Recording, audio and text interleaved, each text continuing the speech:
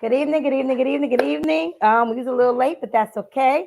Thank you for joining YBC, Luana Hodges. I just want to say thank you for tuning in this evening. We're going to have a great interview with Mr. Lawrence Jackson. How are you doing, sir? I'm doing well. How about yourself? I am great. I am great.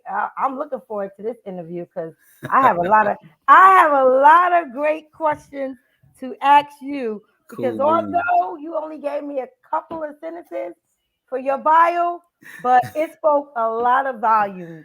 So Okay, I have a okay, lot of questions.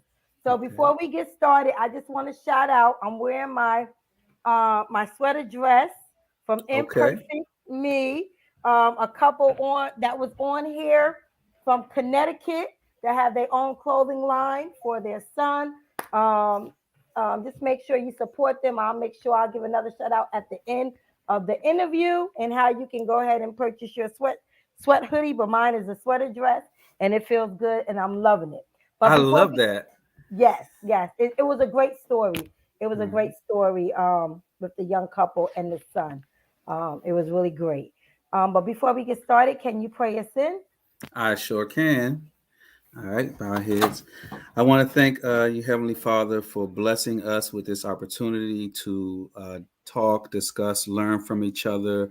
I want to thank you for waking us up this morning, for everyone that's tuning in to watch us have this discussion. Hopefully, it provides some sort of guidance, some sort of help, some sort of mental nourishment for someone out there who may be needing to hear what we talk about today. And I give all praise to you, God. Amen. Amen, amen. So I always give a little spiel on how I met the person that I'm interviewing. So I met him at my job. As you guys know, I'm an assistant controller for the Navy League of the United States. We're a nonprofit organization who support the sea services. So every April, we have this huge maritime military show, and we have a STEM program for all children. I think it's from grade fifth grade all the way up to high school, I believe. And it's a free event. So if you never heard of it, or if you never participated and you have children that's in elementary or in high school, please bring them out. We're always looking for new kids to come out and just partake in what we have going on for the kids at our STEM event. Well, this young man right here was one of our vendors that was at our STEM event, and I got to test his product, which was awesome and great. But not only does he do that, but he serves in two different branches. So thank you, sir, for your service. Thank Because you. serving in one, especially being the Marines, that's hard as it is. But then you served in another one, so I'm like, wow. Okay, you have a lot of strength. So um, I always ask the person that I'm interviewing, who is Lawrence Jackson? Hmm.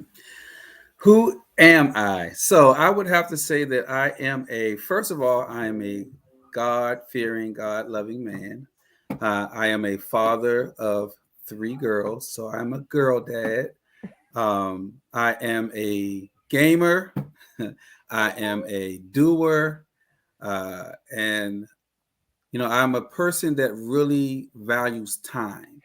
So that's one thing that I would say about myself. I value time and trying to utilize uh, my time, to the best benefit of the world, and not just myself, not just my family, but in any aspect that I can help someone. So I would consider myself a giver. I love to help people. So that would be me in a nutshell. A very diverse, fun girl dad. Okay, okay, good. So, how has the past 2 years affected you and your family with the pandemic and Right. all the craziness that's going on in this country in this world as a whole? Yeah. It's the pandemic was really it allowed me and my actually so my girls are in their 20s, and when they're at that age, they're out there, they're ripping and running and have their friends, have their own life. They're in college, working. What it did was bring us a little closer because everyone wasn't gone as much. And so it actually had a good positive effect on my household because we ended up spending a little more time together, uh, playing Nintendo together, things of that nature. So on the home front, it was pretty good. It worked out. At the beginning, the girls were anxious to get out. They want to go have fun and do what they want to do. But my wife and myself, as time went on, and we just realized we're stuck in here, and we didn't want them because we have older family members, so we didn't want them, going out, and then when we go see older family members that we were trying to help take care of, the possibilities of the COVID, because it was scary. I'm pretty big on the health thing. I don't want to come across anything that's going to mess me up with my health. So it ended up working out very well. We spent a lot of time together with the family. Now, as far as just the bigger picture of it all, and the things that's going on in the world, it's got me to understand even more about being able to help like my community, because you start to see it, like with all the cop killings, with all, even with the issues within our own community, which I look at first. And so those things, you have more time. I'm looking at more TV. I'm looking at more YouTube. Whereas before, I'm on the move a little bit more. So now when the pandemic hit and I'm seeing all of this stuff going on, it actually gave me a little more drive to, to go into what I think needs to be, and that's more community based help, to help on every level, from the mindset of the youth to financial literacy of people, uh, all of that type of stuff. So it helped me uncover. It wasn't as bad for me as maybe some, because I took the positive out of it, which is probably a really big characteristic of mine, is looking at the glass half full. Okay, okay. So, how was your childhood growing up in the DMV area? Yeah, it was it was a childhood, I tell you. So I am born and raised in Southeast. I used to live right in front of Eastern High School, if you're familiar with the area, East Capitol Street. Um, Yes. I had a lot of love. I have a big family, um, nine aunts and uncles, but it was rough. Brought up in poverty. You know, on welfare, things of that nature. But again, you never really felt that you were poor because you had the love.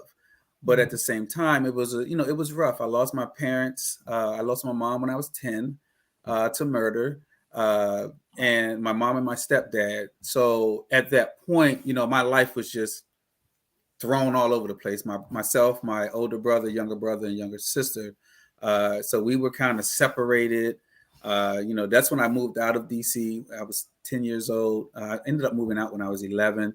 And so it was tough, but you learned, I've learned in hindsight that, everything that I went through, all the turmoil, all the stresses, all the heartache, it built me up, and gave me a lot of character, and gave me a lot of fortitude to be able to handle difficult situations. But I had fun. We used to walk from, if you know where RFK is, we used to Mm-hmm. walk, and I couldn't imagine my kids doing this when they were my age, but like, I'm talking 7, 8 years old. We're walking from RFK all the way down to the Capitol. Just me and my friends, my Wow. brothers, my cousins. Like, just we used to do so much. So it was fun. So you never really realize how poor you were, because everybody's on that same level, and you're just Yeah. having fun. So Yeah. you don't have anyone throwing it in your face. Everyone's, fighting and struggling to make everything work. But I will say, when I lost my mom, it really turned my world upside down. Really did. Yeah. Yeah. So I know you mentioned that your life story is about struggles, death, coping, and overcoming. Yes. Can you get a little bit deeper into what you meant by that? Because I'm pretty sure I know you lost your parents at a very young age, but was there any trickery as you grew up? That Yes. kind of, okay. Yes. Yes. So in that trauma, I was able to find um, peace in dealing with things as I grew older. And so the coping part of that is, as I've gone through life, like, many people know me. I'm well known. A lot of people know me, but no one maybe 3 or 4 people can tell you that, hey, I've seen LJ. Everybody calls me LJ. So I've Mm-hmm. seen LJ upset, right? Because Mm-hmm. what it did for me in losing, I lost my mom, lost my stepdad, then a few years later lost my uncle to murder as well, lost my great Wow. grandmother to, she was old age, and I lost my cousin to murder. And Wow. so Wow. with all of that, it, with mainly with my mom, and then my dad wasn't, he was gone in the wind. So it was, I learned that whatever's going on right here is not as bad as what went on right there. And so that helped me to understand when I'm dealing with situations, it's like, really, is it that bad? Because there's nothing worse than losing your parent, to me, outside of possibly losing your child. And so at that point, it helped me to understand that it's never really that bad. And so that gave me my outlook on things like, the glass half full. So I'm always looking. It made me a solution based person instead of a complainer. Mm. So I'm more solution oriented due to the stresses and traumas that I've gone through, the loss that I've seen. And it's like, you just cut me off. I'm not going to blow my horn and give you the finger and all of this stuff. You just cut me off. I've had a lot worse. So it takes a lot more to put me in a space where I'm going to be angry and irate and upset because I've seen the worst of it. Mm. God has brought me through the worst of it. And I literally mean the worst of it. And so at that point, it has helped me. That's what it does. Now the stress, as a child, I didn't get this way until I got maybe my late teens. So as a child, it was stressful. You're seeing kids, you know, I was living with an aunt, and you go through those things. You're missing missing my mom, and I feel like maybe you're treating your kids better than you treat me and my brother. So I went through those things, and you learn and you understand, and you start to see the sacrifices that even my aunts and family made for us to Yeah. be able to take us in. We didn't go to a foster home or go to in the system. Our family pulled together, and it's 4 of us. That's a lot. And so they took us in and made sure that we stayed close, made sure that everyone was there as a unit. So yeah, the coping and the stress, uh, the stress helped me to become a better coper, and especially later in life, like as a young adult to an adult, it helped me. I'm such a nonchalant, I'm happy all the time. I'm smiling all the time, and I'm not hiding anything. If it's something wrong, it's something wrong. But I can understand, evaluate, and just come up with whatever way to handle whatever the tough situation is. Wow. Wow. Okay. So with you coming up and growing up, how did you end up serving two different military branches and you did 25 years? Yes, yeah. It was I never had any intentions on joining the military. Like that was the last thing on my mind. But you have one plan, God has another plan. So he'll laugh at your plans. He has the plan for you. So I believe it was in God's plan for me to join the military. And so as I'm going through, becoming a young man, starting to rebel a little bit. I was always a good student, but school bored me. It was just boring. I was always been really intelligent. I could pass anything, math, science, all of that, right? But once I graduated high school, I went to college, and I started feeling like school isn't for me anymore. Mm. And I'm showing out. I'm not going to class, and my aunt, hey, look, you're 19 now. You're not going to be just laying around. And I was working. I was working for the Department of Agriculture. At the age of 17, I was Wow. going to school half day and going to work half day on the program that they had when we were in high school. And so when I graduated high school and continued to college, I continued to keep my job. But once I got kicked out of school, I had to give up the position.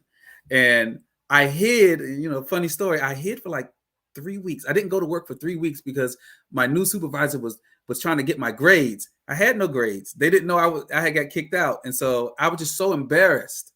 And I didn't call. And so after 3 weeks, I called up there and was like, "Yeah, I'm no longer in school anymore.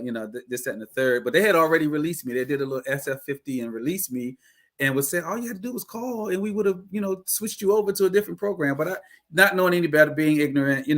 So at that point, I was in my aunt was telling me, "Hey, you have to do something. You're becoming a young man. being a little rebellious. So she was like, you have to do something. So I joined the military, and it was the best decision I've ever made as far as career was concerned at that point in time. It was a great career. I did my 5 years in the Marines, actually 6. I got out because I was done with the military. I was like, I'm done with it. It's good to go. I got something behind my back. But then, I had a child. Things started to get tough. Money's not coming in like you want. And, the Army was there. And so, my wife joined the Army at the time. And then I followed like a couple months right behind her and Wow. did 20 years in the Army. So I did almost 26 years total. But it was good. I enjoyed both. I enjoyed both. Wow. Wow. So which one did you like better, the Marines or because I work with a bunch of Navy guys and Marine guys, and they be like, no, no, the Marines is the best branch, and they be like, no, no, Navy is the best branch. And I have girlfriends that went to the Air Force. They was like, nah, the Air Force is the best branch. So what do you think? So I like both of them for different reasons, but I will tell you this: the Marine Corps gave me more structure. It really helped because at that time when I went, I was being rebellious at home. I was Okay. just being a young guy, and so it gave me a lot of structure. So it gave me the structure that I needed. So I always thank the Marines for that. At that point in my life, I needed that structure. So it Okay. gave me structure, and then joining the Army, I would say what I liked most about the Army side was I learned a lot more. So it was a lot more to learn because of the size of the force. I just learned so much because it's so much bigger than the Marines. And so Yeah. I say Marines gave me structure. The Army gave me a little more knowledge and education. And I traveled more in the Army as well. Okay. Okay. Okay. That's Yeah. great. Look, young men, or parents, your son or daughter need to get disciplined. Throw them in the Marines. I'm just saying. Yeah, yeah, you definitely get, and it's not as bad as people say. They're not like, it's not like it used to be. Right. It was, Right. prior to me, it was pretty. They were a little more hands on, and yeah, it's easy now. They have these cards called stress cards. If they're stressing you out, Wow. yeah, it's good structure though. So, at what age did you know you wanted to become an entrepreneur? Because you said you always had an entrepreneur spirit. But Right. at what age did you actually tap into? When I was in the Marines, I was probably 22 at the time. I write, and so I write poems, and so at that time, me being the romantic guy that I am, I was writing poems for my lady friends, and card birthdays. I wouldn't go buy cards; I would make them and design them and things of that nature. And so one day I was walking in a mall in Fayetteville, not Fayetteville, Jacksonville, North Carolina, and there was a lady there that had a booth, and she was selling like cards and flowers and things of that nature. And I went up to her and I asked her, I was like, well, how did you do this? How did you get this booth? What? And she was really shady. Like she didn't want to tell me anything. And she specifically said, well, if I tell you that, then you become my competition.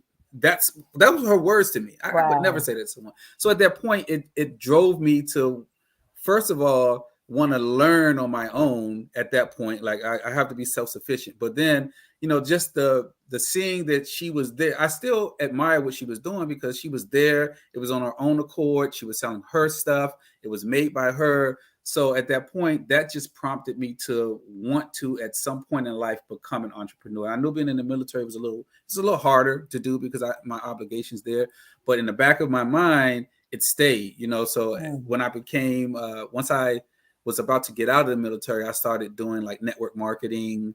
So just doing, I felt a little entrepreneurial spirit with that as well. Okay. Um, and then when I was finally out, I said, I'm going to start something. I took a couple years of real retirement, like really not doing anything, and then decided, on a whim to start a business at like, it was like 2 in the morning. Uh, Wow. I got it done. Yeah, I got my Wow. business started 2021. That's when I started. Wow. So, what are Yeah. some of your businesses that you do? So right now, my company, Fun Event Solutions, and we do party and event fun things. So like the 360 booth that you were a part of, the photo booth. We do hookah. I have a DJ. I have a bar. I have bartenders. I have a drone, which I do drone footage for weddings and things of that nature. So that's my main baby right there. It's doing that. But then I started a computer repair company, 2000 and I think it was 6 or 7. I started, so I was working at Circuit City part time while still in the military. And Okay. so so I was doing that in the Circuit City on Branch Avenue in Fort Washington. I mean, in Fort, but Temple Hills, Maryland. And so I'm working there. And when they closed down, uh, it was so many older customers that come in there to take their everybody still had their big computers and things at that point. Laptops wasn't as prevalent. And so once they closed, I was like, well, these people still need help. Some of them didn't have cars, didn't have ways. So at that point, that's when I started my first real business. I registered my LLC and I was doing computer repair. People would call me. I took all my customers that I had for Circuit City and I was going out and doing the same work I was doing for Circuit City, but doing it for myself. So that's when I Wow. first started. Yeah. I Wow. enjoyed it. Wow, that's great. So how did you come up with your nonprofit? Because My you said you have nonprofit. your nonprofit. Yeah. So again, And the I name. And the the name. name, the And name. the name. Yeah. So I've always wanted to do nonprofit work, just never really had the knowledge and really didn't put the effort to find out. But I've always wanted to do that because I always felt like all the stuff I've been through in life, I want to make sure I reach back and grab some of the youth that may be going through things because I don't like the adage of, hey, I made it, you can, Mm, as a dig on someone. People say, look at where I come from, and say to someone else who may be going through the same thing, but maybe they can't handle it the way I handle it. Maybe they're not mentally at that point.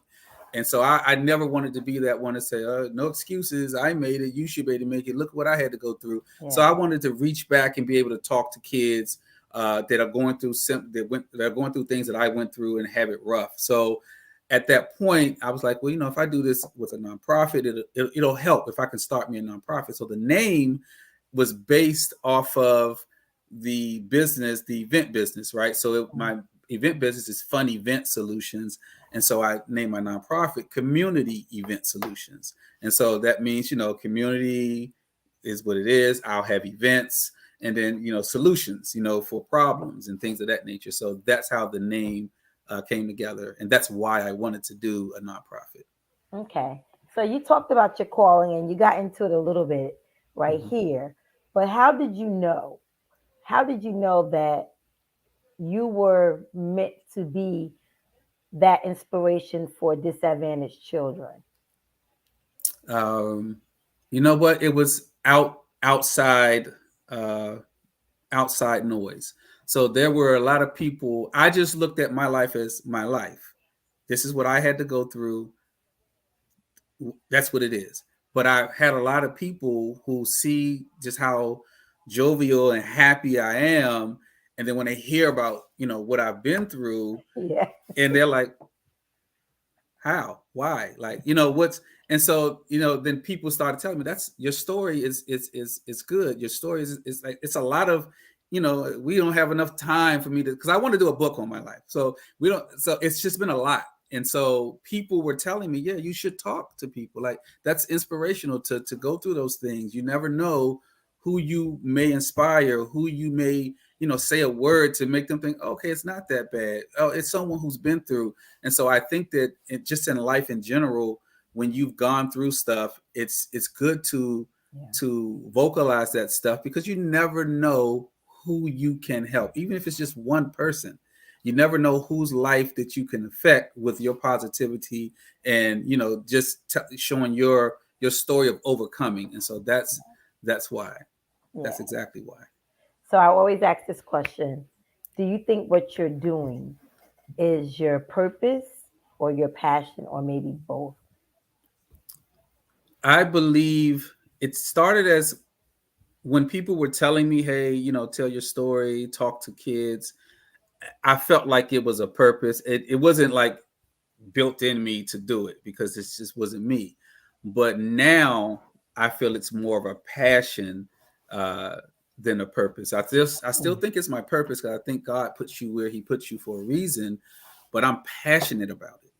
I Mm, really have this really soft spot in my heart for youth that are yeah, going through things yeah, because I went through things and I see kids and I don't, people demonize these kids and these at-risk youth that don't have parents at home and don't have the guidance and I'm just not that guy. I'm not going to demonize you before I talk to you. I mean, they're bad people, granted, but sometimes there are underlying circumstances that cause people to be what they are. And one of my quotes that I say when I've done speaking to kids is, as a child to a young adult, you're a victim of your circumstances. You can't yep, control where your parents live. You can't nope, control what they're doing. You're just going with the flow. But as you yeah, become a man or a woman, you're a victim of your decisions and choices. And so that's what I try to get across to them. So when they're young and early teens, and I like to talk to them when they're fifth grade to high school age, and I like to let them know you still control what hasn't happened. You can't yeah, control yesterday. You can't control your yeah, parents. You can't yeah, control your community. But the things that haven't happened yet, as live this life, this thing called life, you can control. You have to make decisions. yes, You have to stand on your decisions and own up to your decisions and learn from them, whether it be good or bad. yeah. Yep, you went out a little bit, but okay. So, yeah, I agree. My ministry is youth as well, and I agree. They are a product of their circumstances. But it's so much going on in this world now that is shaping our youth and young adults instead of them getting taught at home and being shaped at home. That is really sad, and it's hard looking at, especially on the news when you see teenagers committing murder. Like, what do you know about taking a life? Like, I mean, it's at your age, I wouldn't even have even thought about that, but that's their everyday, that's their day-to-day life that they're living. And it's easy for us as adults to say, oh my God, they just bad and da da da da, without knowing their story. And I always say to adults, if you have a chance to sit down and talk to someone that is acting out or is bad or what you think, sit down and talk to them. A lot of stuff will start being revealed. It's not so much an excuse, because you're right. As they get older, yes, they in charge of what they should be doing. But it's still, like you said, they are victim to their circumstances. And if they don't see more than what is in that hood, and those people on the corner and all that, if they don't see another black young man going to work every day, what I mean, working Yes, ma'am. hard and trying to get out, if they don't see that, but they see this, what other examples do they have unless somebody pull them up, what I mean, or like Yes, ma'am. you sit there and have a conversation with them, in order to make sure they're good. So Right. yeah, it's hard.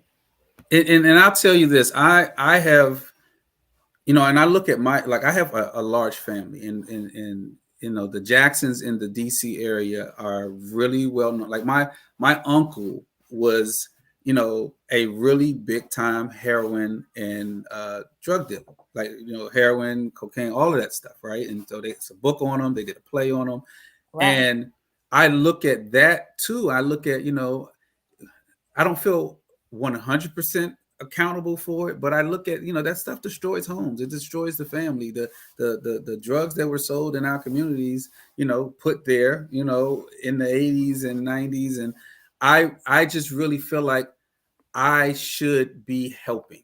That's a small part of it, but it plays a part for me. It played a part for me. It's like, let me, account for the sins of my family. Like, I'm the only one out of maybe, I say 90% of my cousins and including my brothers have been locked up. Wow. Everybody, everyone's been locked up. I Wow. haven't been locked up, and I pride myself on that. I Yeah. pride myself on trying to change the narrative. And everyone's good now. Everyone's living a life of, of fulfillment now. But I look at, all the chances I had as a youth to go the other route. And, I was just basically scared of jail. And so I'm just like, I'm not doing none of that type stuff. I want to I'm play gonna my go to the game. Marines instead. Yeah, yeah. Even when I started showing out, I was never gonna do nothing that's gonna send me to jail. So at that point, when I see these kids, and I even deal with it in my family with like, I don't know how much time we have, but my brother, I have a brother that's locked up doing 25 years, and his son is hit my brother, different fathers, but his dad was locked up. Now he's locked up. Now his oldest son is locked up, and so his youngest son is going through these issues. And I took him in to raise him for 2 years, because I wanted to give him some structure, that his mom and his four sisters couldn't give him. Yeah. No man in there, and of course, Yeah. praises to all the single women and women who do what they're supposed to do. But I could see that pattern. I can see the Yeah. pattern. Like, it's like my brother's dad, my brother's oldest son, and now his youngest son. And so I just don't want that cycle for anyone. I don't want it for Yeah. my family. I don't want it for anyone's family. So if I can help, I tell God, use me. Yeah. Let me help somebody. I don't care if it's Yeah. one person. Let me help somebody. Exactly. So, do you feel you had to sacrifice in order to fully operate in your purpose and passion? Uh, Now I do.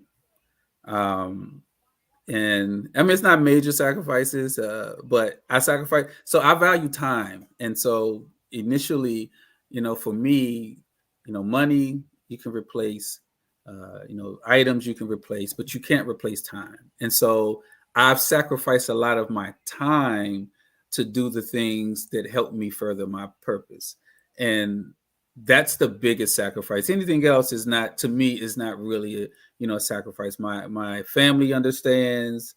They know, even when it comes to running my business, they know that I'm moving with a purpose. Whether it be my business, whether it be the nonprofit, everything I'm doing has a purpose behind it. I'm not randomly out there just wasting time. And so that's one thing that I'll say I sacrifice my time. Outside of that, nothing else. The money I spend to, I've taken young kids to movies, Yeah. things of that nature.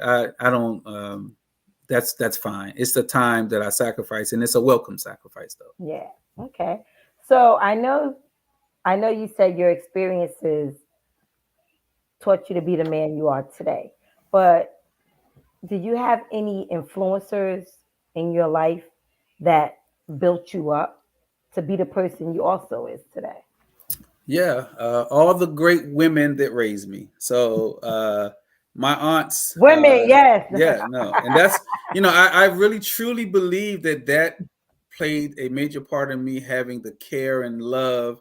Again, when you're a young black man and you're in, especially the DC area, and everybody like now you get me on the wrong side, I can be that same guy, but I do have that side to where my aunts have instilled in me the core values that I have. And Yeah.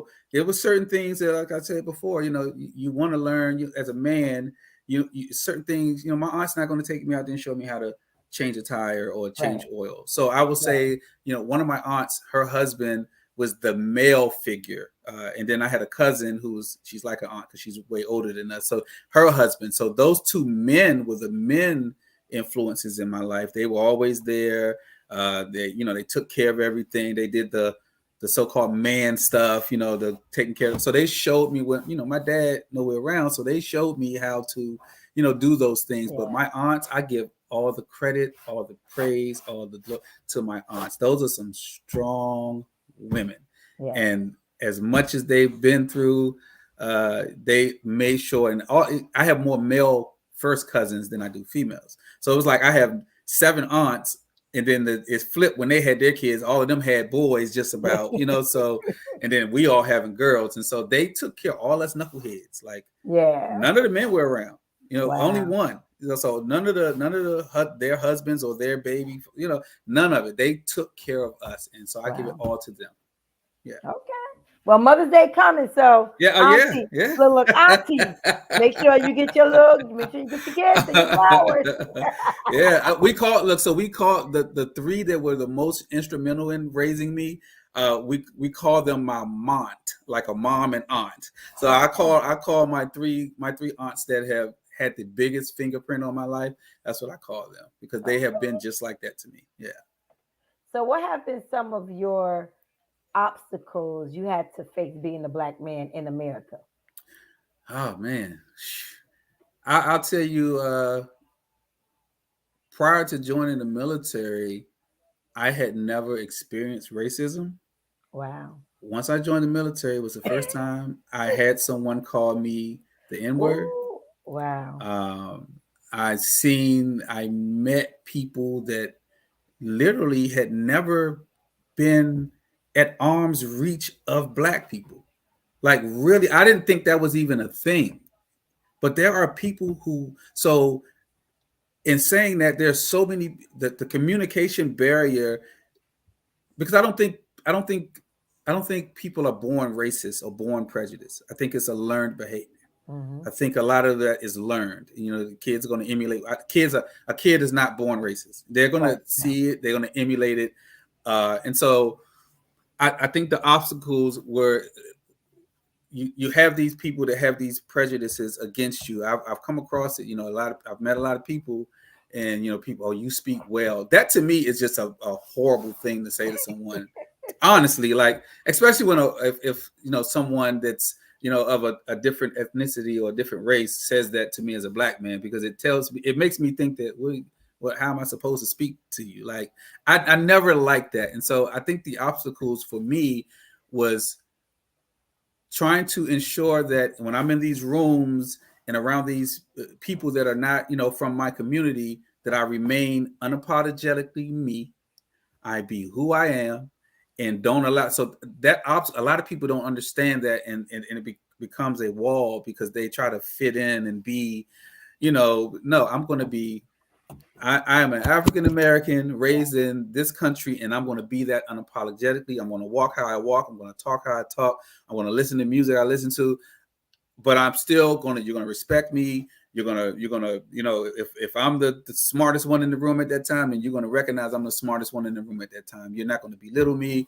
And so those are the obstacles that I've learned as I've started to get older, is the obstacles of trying to get over people's predisposition and thinking that you're not this or you're not that, and really learning to stay who I am and Yeah. stay grounded in who I am. Yeah. That's good. That's good. Yeah. So I got to do the flip side. So what All has right. been some of your biggest accomplishments, and what did you learn from them? You said my biggest. You mean like my biggest failures or pitfalls, No, your biggest accomplishments. my so my Your biggest accomplishment. accomplishments? My kids, my kids. I am. Do you have kids? I have kids. You have kids. I have kids. That Those is are my the biggest accomplishments too. yeah. That is the because it's not easy. I especially having girls. Um, I Right. had to, and with the generations being so different, so I think my biggest accomplishment is my girls becoming productive young women in society. I really feel like that is the. I think being a parent is the most rewarding but the toughest job. And so, having them still be on the grind, and there's some, one of them is behind schedule in school and all of that, but I don't care. You're still pushing towards your goals. You're Yep. still, you fall off your path, which everyone does, Yes. but you get up, you get it right, and you go. And so I'm most proud of the work that we've put into the children. That is my biggest accomplishment are my kids. Okay. Okay. Cool. So what is next for you? What is next for Lawrence? Next for me, I'm going to say I want to become bigger in the world of speaking. So I've spoken at three schools now Okay. over the last 8 years. Um, and I want to be more. I'm trying to figure out a way and meet people and rub shoulders with people who can get me into places where I can speak, can get me into these schools where I can speak. And so I think for me, that's what's the at the forefront right now is pushing my nonprofit further with the aspiration of becoming more of a public speaker, because that's the backbone of me wanting to do the nonprofit, is to be able to get funds when I might want to do stuff for the youth. But if nothing else, I want to be able to get in their faces and have these conversations. And I'll tell you, when I seen your name, YBC Youth Building like that was, for me, I was like, yeah, like of course, because that's what I mean, that's what I, Yeah, the youth. I think yeah, that is the key. The youth. That is yeah. the key. It is. It is the key. That has been my passion, and actually, my platform was started from my ministry during COVID, not Okay. being able to talk to the youth face to face anymore because everything was shut down. And then God was like, go live. And I wasn't, I like being in the background. I don't like being up front. And I have pivot and I've been doing this, I believe going on three, it's going to be going, yeah, be 3 years coming up soon next year, 3 years. That's a Yeah. big congratulations 20, to you. 21, Like, 22. Or it has already been 3 years. Wait a minute. I think it already had been 20 because COVID started in 2020. My first interview was March with my kids of 2020. So yes, it has been 3 years. Yeah, it has been three wow. years. Um, Past March. So yeah, and that's what and I've been meeting amazing adults, young adults. I mean, I had a little girl prophesize to me, okay, when I'm still learning how to do the electronic stuff of it, and I was trying to get the Zoom to work and all this, and she sat and told me, and we wasn't live yet, so I was trying to get us back connected, and she said, Miss Lawana, it's gonna work out. God got this. And I was like, wow. And I'm like saying, I gotta reach out to her because she's older now. I gotta reach out to her back 1 year. But she actually I mean, she was like, my story gonna get out. Don't worry about it. We good, we good. God got this. Da, da, da. And I'm just saying, like, wow. So I have met a lot of youth and young adults that's out here killing it. Yes. That's out here killing it. And I believe the generation millennials and these Gen Zs, Gen Gs, Gen Js, whatever they are, they think different than we think, and they on a different type of fire than we are. And I always tell parents, just have patience because they're different. I'm even learning with my kids. My kids is millennials and Gen Zs, and I'm learning with my kids as well that they think different, they learn different, they ask those questions that we wasn't allowed to ask. You Yes. know, we was just told you better do that, Yeah. and if we said why, it'll be a whole different subject, a whole different tune. But it's like, Yes. and because my daughter even had to say to me, she was like, I'm not asking to be disrespectful. I'm asking because I want to know. I'm not asking to be because I'm being disrespectful. I just want to know. And Right. I said, okay, I get it. So even being a parent, I had to retrain my thoughts and sometimes sit back and shut my mouth and listen, learning to listen. And I have a 29-year-old, and me and her just go like boom, boom, boom. And it's like sometimes I have to sit back and be like, because she's a mom, and I want to tell her that's not what you're supposed to be doing. Why are you doing that? And then she just looks at me like, and it's like, okay, we're two different parents, but she got to figure it out. Yes. So Yes. it's still hard, but I know that I have to fall back. Right. I gotta fall back. You got it. Um, And I'll tell you this, what you said is very interesting. And I had this um as they say, coming to Jesus moment for myself about a year ago, right? maybe about 2 years, and I had to realize. So one of my daughters, actually two of them, I learned. I was so bent on looking at all that I've provided for them, and when they're going through something, I'm thinking to myself, "You got everything. You have everything. What is the problem? What is the Yeah. problem?" And I learned, I sat back and I spoke with my older brother, and because he was, I didn't realize that him and one of my best friends, like we were all going through the same thing with our daughters. They were, and so we had this conversation. I'm like, you know what? Instead of being dismissive of, because I was a little dismissive of the issues, the things that they would complain about. But now I think about, when we thought about it, it's like they have a totally different set of problems. And, I never looked at it that way until I'm like, well, you look at social media and, everybody's on it. So I'm not going to tell them not to be on it, but then they're judged. You post a picture, they're girls for one, so they're going to be judged. Everyone wants to look, you're pretty this, or your body that, or you're this. And so you're being judged. That's a whole different stress level Yeah. of that. You might just, they just want to be on there and post and have fun, but then you got comments and you're being judged and Yeah. people are saying things. And, Yeah. and I'm thinking to myself, so I'm looking at all these different things, and they're not my struggles, but they're no less of a struggle for them. And once I Yeah. realized that, it helped me to become a more uh, earful and listening more, and being able to understand and say, okay, Yeah. what's your angle on that? Like, why do you feel this way? Yeah. Instead of me trying to be more, how can you feel this way? Try to figure out, Right. why do you feel You this feel way? this And way. so, yeah, Yeah.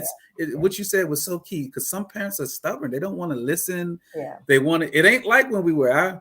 I couldn't say anything back to my aunts. It Right. was no, no, no. But now you realize that's not always the right thing. You want them Right. to be able to express themselves, Yeah. to be able to talk, because if you don't allow them, they're frustrated, they're mad, Yeah. but they can't get it out. So then it turns into something else. Yep. And so, yeah, yeah, Yeah. yeah, yeah. Yeah. Definitely, So you hit the true. nail on the But head. yeah, but we're gonna have to connect and see. We're gonna have to connect when it comes with the youth, because Yes, yeah, we're gonna have to yes. connect. But so how can my viewers follow you? How can they Um, follow you, support you, and everything that you're doing? Yes. So with my business being 2 years old, that's one of my, so the business side. So the name of my company is Fun Event Solutions. On Instagram, it's fun_events_solutions. I also post a lot of my business stuff on my personal page, which is Blackjack30, BLACJAC30. Facebook is the same thing. My business is under Fun Event Solutions with no underscores. And then I am working on my nonprofit website.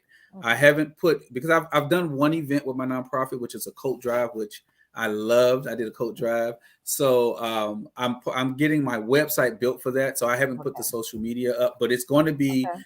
IG community_event_solutions. And now, since I've said that here, I'm actually going to put the Instagram up tonight so that it's safe. No one takes my name and does any of that. So that's how Okay. everyone can follow me. Good. So can you leave and just make sure you send it over to me so I can put it down below Yes, in ma'am. the interview? Can you leave some encouraging words for my viewers, especially my young men?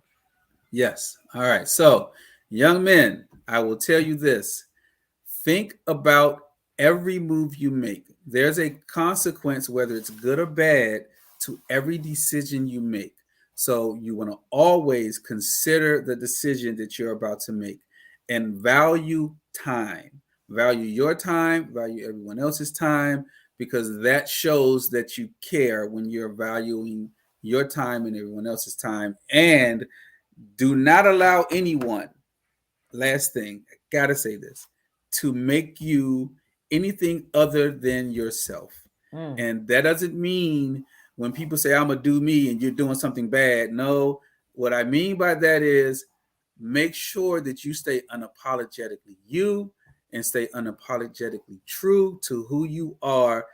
At the same time, understand that growth happens every morning you open your eyes. Amen. All Amen. There you go. There you go. I got to shout out my girlfriend. My girlfriend Cookie is watching. She's saying good evening, and she's also a retired Marine as well. Hey, how you doing? She That's also right. served That's in the right. Marine. Yes, yes. And Semper she went, Fi. yeah, simplify. Yeah, all the time. But I thank you for sitting down with me. I thank you. Like Yes. I said, we're gonna have to connect Yes, and ma'am. maybe do something in the summer or something. We got to connect with about the youth Yes. or in the fall. But we have to make sure that we get together, YBC and your company, your nonprofit, get together and Yes. do an event or something for the I am youth in this day 100% and down age. for that. Yes, 100%. yes, Yeah. yes, Yeah. yes. So in Th- saying that, I just want to wish everyone a happy Mother's Day to all the mamas, grandmamas, aunties, cousins, sisters. Yeah. Hey, even single dads, even though y'all have Father's Day, but still, happy Mother's Day and make Right. sure you guys live on purpose. Do you have any questions for me before we wrap up? Yeah, I will ask you this. Can I send you someone that I think would be great on your platform? Oh, sure. Yes, yes, yes, Okay, yes, yeah, yes. yeah. It's a young lady. Just a plug for her name is Ashley, the poet. She's has an amazing story, and Okay, she just started a poetry night in Southeast DC to get people to come out. okay. She's done it all groundwork, like getting the building, getting the time. Like I'm going to Okay. put you in contact with her. She's a Okay. great Great. young lady. Yeah. Great. Look at there. Look at God. Look at God. Contact, contact, contact. So Yes. have a great evening, everyone, and just make sure you give those flowers to the Yes. mamas that's in your life. Yes. Lawrence, stay on. So have a good Okay. evening. Bye.